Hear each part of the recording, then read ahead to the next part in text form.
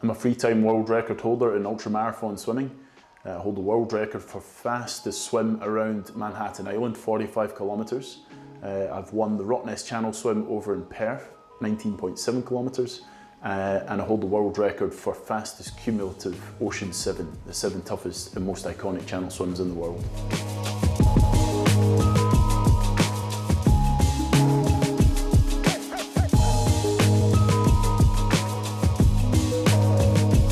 I usually eat a bigger meal at least 2 hours before a swim, and I always have something like a carb gel maybe 15 minutes before the start.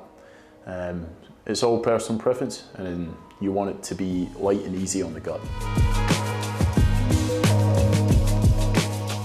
My carb loading starts several days before a big swim. It's not something that happens the night before. I'll eat things like white rice, white pastas, high carb meals, aiming for around 10 grams per kilogram of weight. So I weigh 80 kilograms, so I'm aiming for about 800 grams of carbs a day. That's what the science recommends, but it's not something that needs to be precise. I think there's always leeway, but getting in and around that figure will certainly help you out and build the glycogen stores in all of your muscles to use as an energy source on race day. When it comes to hydration, I try to be hydrated throughout the week, but there's extra emphasis on the last 24 hours before an event. I'll try and get the electrolytes in, so I'll use my tablets, my 1500 tablets, making sure that they're in the system and they're ready to be called on for when the event starts. But when I wanted to take things to the next level, I approached an expert in nutrition. Together, we looked for influences from sports where the science is perhaps a little bit more ahead of open water swimming. Things like cycling, triathlon, where they're fueling up to 100 grams of carbs an hour. And we felt we could learn from them and developed a plan that we could use and be more specific with open water swimming. My approach to nutrition for open water swims centres around liquid carbs, drinks of around 200 millilitres, 30 grams in each, aiming for about 100 grams of carbs an hour. These could be different things like the carb drink mix from Precision Fuel and Hydration, a gel mixed with water, things like flat Coke.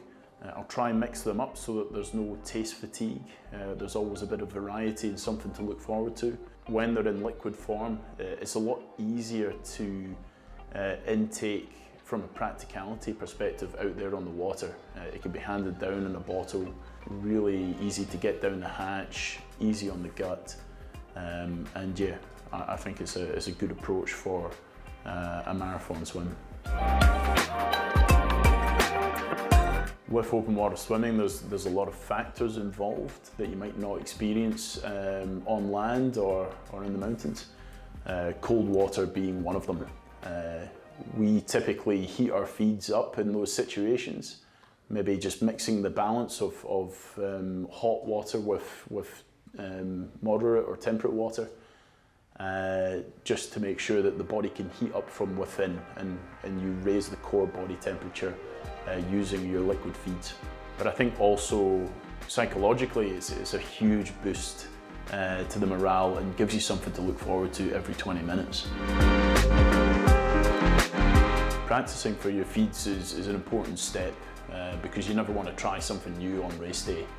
I will swim in the pool and grab my bottle from the side of the pool. I've positioned it there before to replicate maybe passing someone on a pontoon that's going to hand me my feed.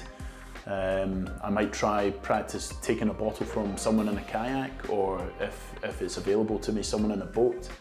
And if it's going to be a feed station where someone's holding onto a feed stick with the bottle at the end, I'll try to do that as well. Because, you know, just like practicing your transitions in a triathlon, you want to make sure that you know what you're doing, and it can be an efficient process on the day. You're not treading water, you're not getting cold, and you can keep that forward momentum during your swim. For me, I typically don't stop and eat solids. There's a number of reasons for that. From a practical perspective, when you're in something like a channel, there's a lot of movement in the waters from currents and tides, and if you're stopping to, chomp down a pizza, you could drift a couple hundred meters off course during that time. Those foods can be quite heavy on your stomach as well and on the gut, in comparison to something like a simple carb gel, which is a lot easier to digest and easier on the system. What I think some people might be surprised is I usually take the same approach to a 5-hour swim with my nutrition as I would with a 12-hour plus swim. For me, I want to be efficient, I want to be quick. It does the same job in terms of taking in carbs, and I don't need to sit down in the middle of a swim and take in a culinary experience. I can do that at the end. So.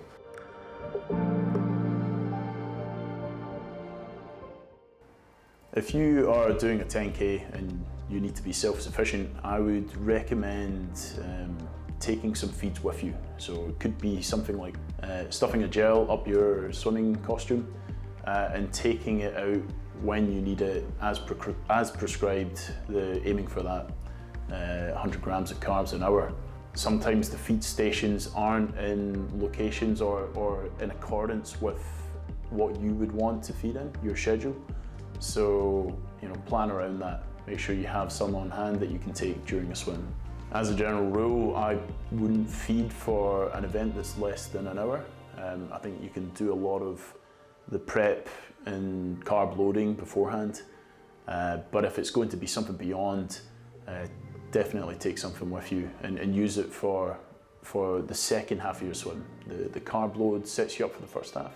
And I always feel that feeding during a swim will take you home.